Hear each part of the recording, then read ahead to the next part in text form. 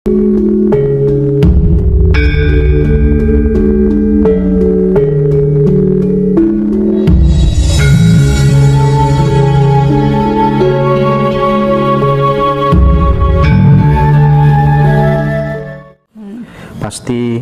yang punya pandangan yang sekiranya urgent untuk disampaikan kepada kita, apa yang harus kita lakukan sebagai manusia Nusantara, khususnya sebagai orang Jawa.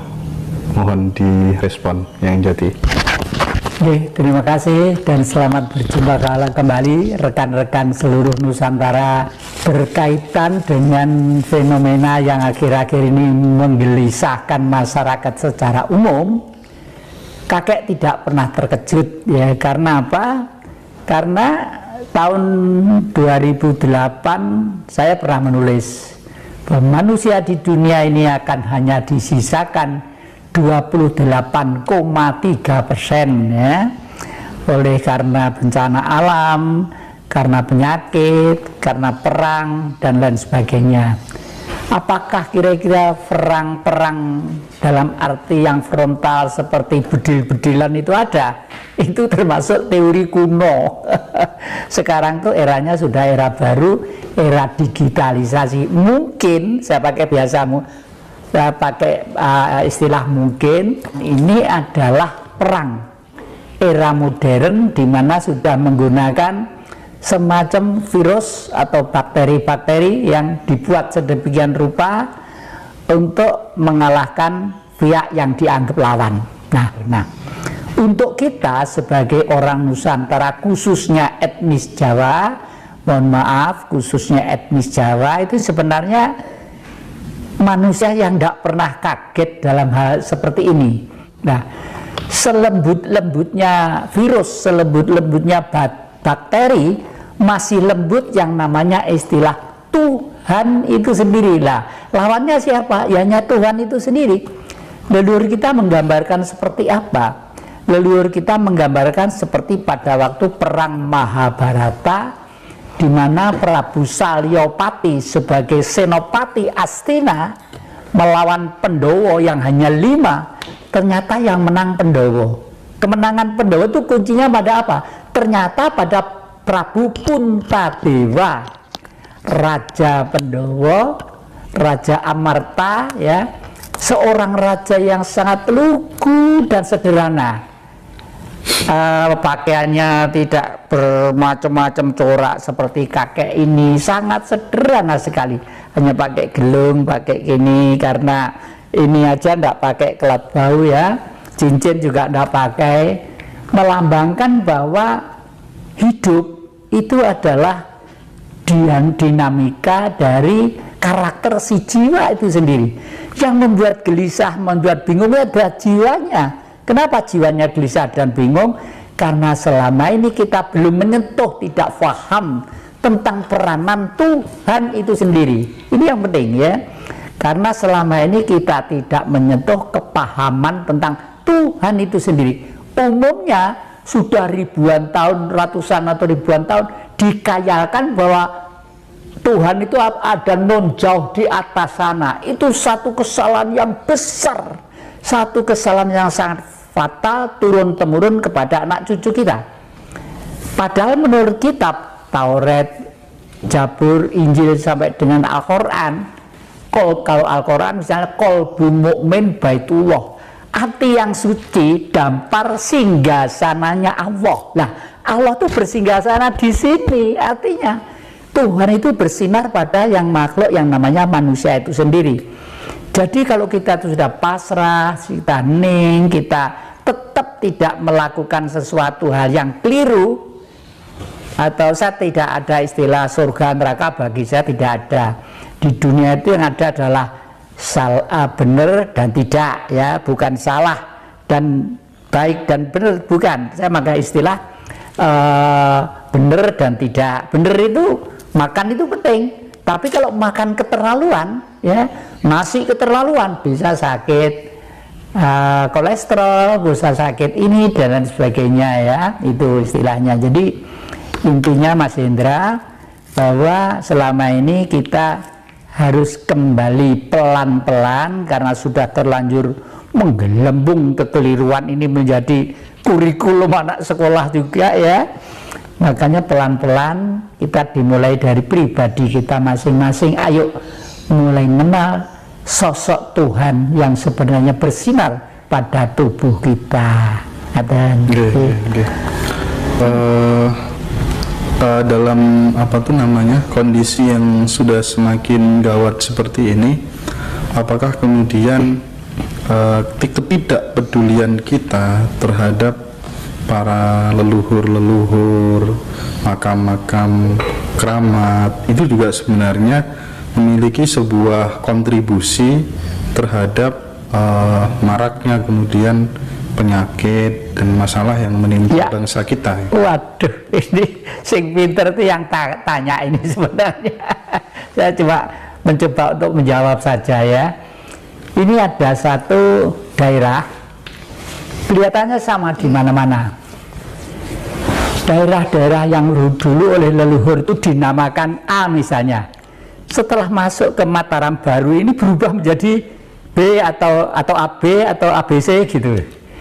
Kelihatannya hanya untuk supaya anak cucu negeri ini lupa terhadap leluhurnya. Contoh, di Blitar, Kecamatan Kanigoro itu ada desa yang namanya Kapulungan. Kapulungan itu berubah menjadi Papungan. Di selatannya di sana ada desa namanya Gaprang. Di Gaprang itu ada candi 2, kira-kira tingginya 3 meter, laki-laki dan wanita. Laki-laki dan wanita itu sangat vulgar, sangat vulgar sekali. Sayang agak rusak sedikit, kira-kira tahun 65 itu banyak yang diwecoi orang gitu. Menurut saya ceritakan supaya cucu jelas ini. Yang laki itu ngangkat ini ya, ngangkat lakinya sampai ke hidung sini ya. Yang putih juga di depannya sangat vulgar sekali. Artinya pada waktu itu leluhur kita itu sudah menganggap bahwa hubungan antara wanita dan laki-laki adalah sangat misteri dan sakral sekali, karena nanti akan melahirkan manusia-manusia turun-temurun lah. Itu di desa Gaprang itu masih ada, dan itu kalau saya lihat ini ya, kalau dengan tulisan prasasti mungkin tahunnya mungkin lain ya, tapi kalau saya cermati itu kelihatannya itu dibuat ribuan tahun, mungkin sebelum Masehi mungkin itu ya.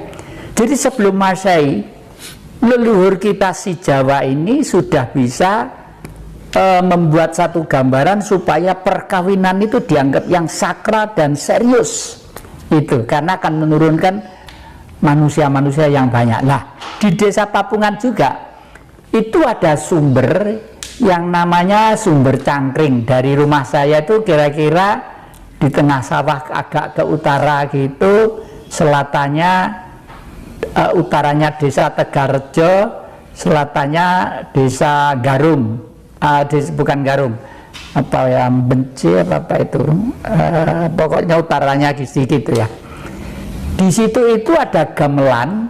Kalau Anda pernah melihat pagelaran wayang kulit tentang gamelan Lokononto, gamelannya para dewa, ternyata di situ. Karena apa?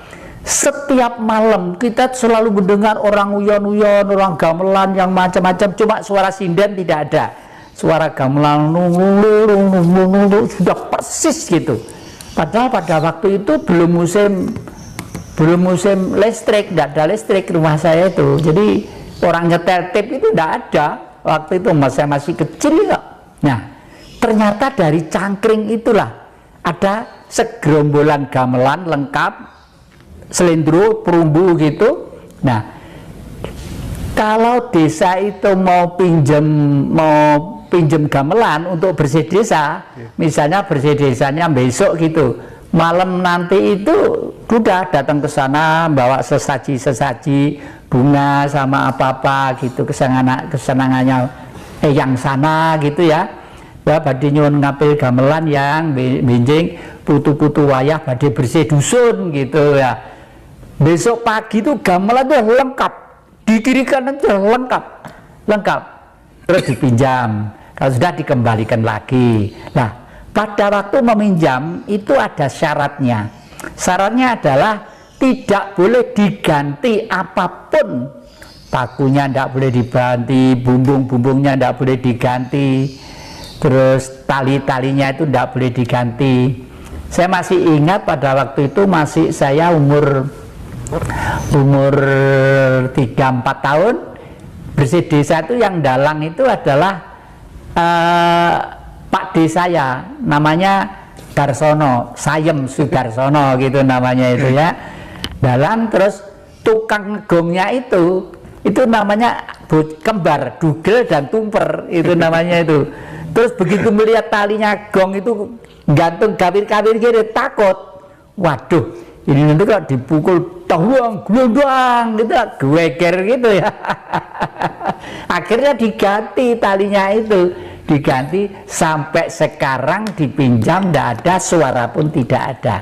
Nah, dalam hal ini saya ingin memberitahukan kepada adik-adik, kepada anak-anak, kepada cucu-cucu, kepada siapa saja, jangan mengabaikan warisan-warisan leluhur yang bentuknya apapun, meskipun itu berbentuk sumber atau pohon atau apa, karena itu merupakan fondamen dasar kepribadian kita untuk menjaga. Karena tugas Pulau Jawa itu, maaf loh, lain, bukan suku Semeru.